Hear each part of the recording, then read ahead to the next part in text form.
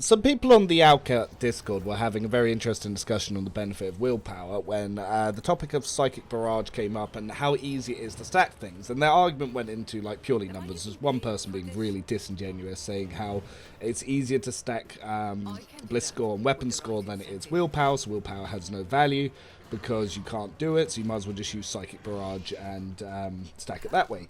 However, me being the 4,000 IQ pyromancer I am, only looked at this and thought, how does this benefit my pyromancer? And then I realized, wait, I can stack ballistic score and willpower, so I can make both insane. They're like, oh yeah, but we don't care about turn. I'm like, no, my good friend. Even on unfair, this is turn 1. So I am going to show off a combo that you can do that just breaks the game, and you can pretty much do this from very early on, and it just gets better and better and better and better as the game goes on. So the trick here is to use the commander's chrono to make sure Jay goes first as a master tactician. Cassia's always then going to either go first or second as a grand strategist. So what you do is you start by using whichever one, the strategist or the tactician that goes first, to buff up your pyromancer. You will then give a free turn to Idira, who is a bounty hunter, who will then mark 3 praise. Whether you attack or buff this turn is purely up to you, but I have given her all the buff skills, and as you notice, I can't put all of them on there. So what I do is I give the physical and the mental buff to my pyromancer, and I damage an enemy. She has degrading defenses, so he would be able to do extra damage if I did that, but that doesn't really matter. I was trying to kill something to get more tactical advantage, so I can increase Inspire and obviously that. But for now, I'm going to use Move, which gives him an extra AM stack because my warrior pyromancer is an X-Master, so he fills up stack. And I gave Break the Rank so he could get off a free attack. This, because it was a something marked as prey, gives Irida an extra turn at half her AP. So now I can add Warp Speed. I can add any other buffs, such as Word of the Emperor or anything else I have. As she procs Perils of the Warp, her psi rating will also increase as she's giving buffs. Keep this in mind. So for now, I'm just going to finish buffing my main character. So then, turn 2 will then go to Cassia. Cassia has the Signet Ring of the Inquisition, so she can guarantee second turns, but it doesn't matter. For now, she's going to use Reveal the Light to buff his mental stats. If I needed to, I could lower Warp. I'm also going to set the front line. So basically, here it is just to add more buffs. I'm also going to debuff the boss with Warp Curse Unleashed. You can also use Waking Nightmare to lower their stats. Now, I'm then going to use her buffs to put on Idira, because you'll keep this in mind later, because we're going to set up 2 DPSs at the same time. We're then going to move Cassia to give a second turn to Pascal, who's also a bounty hunter. This man can do some insane things, especially having 2 bounty hunters, where you can do you can clear entire battlefields as long as enemies are close, with over penetration and all sorts of fun things with his plasma build. We will go into that later, but for now, we are just using him to add 3 extra Mark the Praise here. I'm also then going to use the machines thing to add some more exploits. I'm then going to use Analyze Enemy to add on some more exploits. The reason is we can build up stacks, and with 2 of them you can build up skyrocketing stats to essentially make your party invincible, and him doing the same damage via tactical knowledge. But that's not what we're doing here. We're essentially using like a modern day rail cannon to open a can of beans. So now we've got our heroic action. We don't need to use Inquisitor's Tenant because I've got talents that as you use psychic skills that it also raises momentum, so I'm going to guarantee to it. So we give the heroic action to my pyromancer. This means that all of his non-attacking abilities are 0 AP because it's all -1. So I can use him to use, because I've got some Santic skills, I can use Word of the Emperor. I'm definitely going to use Reckless Rush. This is very, very important because it means that my attacks will not end my movement. I'll then ignite myself, but I'll swap to my casting staff from my weapons, so that way I've got higher willpower and I get a slightly boost here. So we're going to look at some damages. 335 at range, keep that in mind for later. Close up it will do more, but that's because he's in that front zone. So then I'm going to move my pyromancer up. I'm going to use the dogmatic armor penetration thing here. It doesn't really matter because they don't have that much armor and I'm going to penetrate anyway. I'm then moving in to start building up stacks. So by switching between melee, ranged and different psyker skills, I can kill and build up stacks for versatility. Irida at this time has been increasing her psi rating because of Conductor's Gloves, because of Perils of the Warp.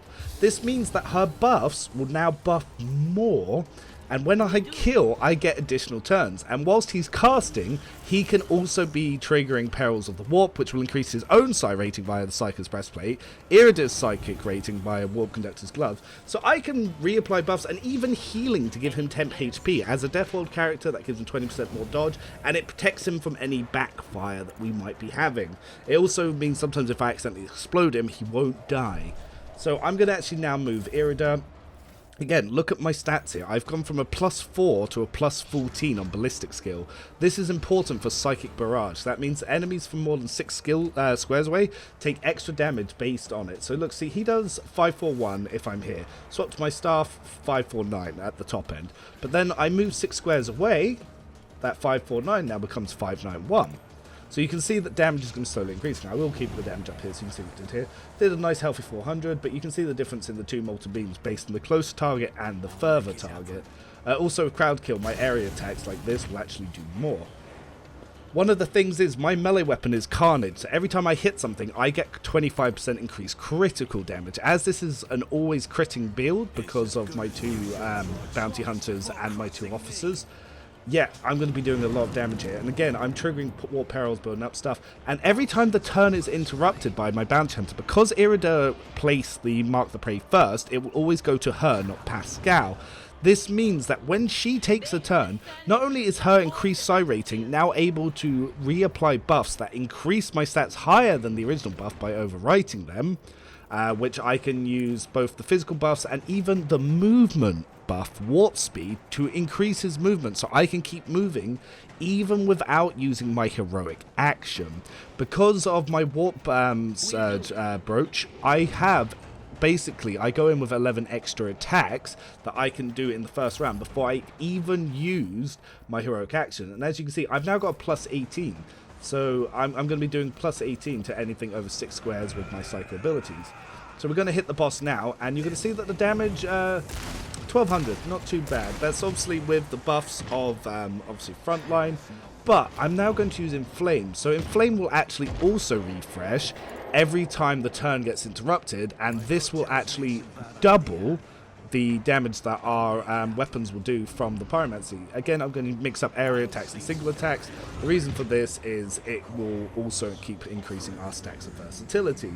As you can see, that is also building up. This is why Arc Militant is better than Vanguard, because even with the Malplane Shroud, you can get some extra attacks, but you're not going to do as much because there's quite a few buffs that you get by not using it, by going into Arc Militant, having the Cape Stop, which you can then use, that gives you more critical damage and more weapon skill. So I'm going to use Endure because our turn's pretty close to coming to an end here, but we've still got our heroic action, so you want to make sure your weapons are actually out because it removes the attack cap on whatever weapon you have equipped at the time. So now we can hit this Necron Warrior. We've gone up to 983 there and 406 fire damage. So Irida is going to get another interrupt turn, which again she could use to buff it or buff herself. So this is also an option, and we can analyze enemies. So I'm actually going to buff her willpower and mental stats here. I'm also going to cast warp speed on herself. If I had done this earlier, by the way, she obviously has more AP in which she can use for. But if we swap over to her staff, because we're using the staff there, we got the Santic staff as well as Blood Drinker staff. Now that her psi rating's higher, we swap from Blood Drinker to Santic, and we can do a 5k AoE, just like that. She's not even the focus of the buff here, but she can do a 5k AoE. If it comes over to her turn, she's going to have a lot of attacks and a lot of actions that she can just be out to be smashing stuff with Word of the Emperor, because of all the stacks of Word of the Emperor via the Santic staff, which scales based on momentum as well as psi rating. So anyway, back to our Pyromancer over here. He's the main focus, but notice we've got 2 DPSs very easily set up. So again, we swap to the Staff whilst casting, and we do 1,000 damage AoEs that with Backdraft would do 1,500 if there was another person hit, so it would essentially, if there's two enemies next to each other, they would have both just taken 2,000 damage each. God, Pyromancy is so insane. Again, at this point, I don't want to be doing too many buffs because we're getting close to exploding ourselves. But she can still use Word of the Emperor to buff her damage before her turn. She's already got Warp Speed. She's already got her mental stats buffed. She already got her stats buffed from the officers. So you can see what their stats are like here. It is stacking like crazy. And we're all turn 1. These two have still not had their personal turns yet. And we're still rapidly building momentum. Because it's also going to go back to Cassia before the end of this. And I could use Cassia to increase momentum and temporary health to the party. So again, we're going to use Inflame. It kills another person over here. Which, again, will refresh all of our Pyromancer abilities. So again, it's now Idara's turn. I could continue setting her up, but like I said, at this point we don't really need to. I'm going to put Sensory Deprivation. It will blind these two Necrons. This will also increase the damage of our main caster on our Pyromancer. And when it gets to her, she's going to be doing some insane stuff. So let's see what kind of melee we're doing now. Bing bang bosh. Easy 18, almost 1900 damage. It's clearly within the range. We're going to stay as far as we can. We're going to use Wildfire because then we can get another free cast of Molten Beam. Both of these guys can take up to 2k damage, and then half can go to other enemies that are nearby. So they could have easily just taken 3k damage each if they were close to each other. And that's AoE. And the more people in my AoEs, the more damage I can do. Like, you can see where a lot of the numbers are all coming from here. Yeah, that's a lot of damage. So combinations like this, so I only play an unfair, and I end every encounter in a single turn, and that's how I make my builds. So you can understand why I play this way, and why the game gets so much easier as you go on past Act 1.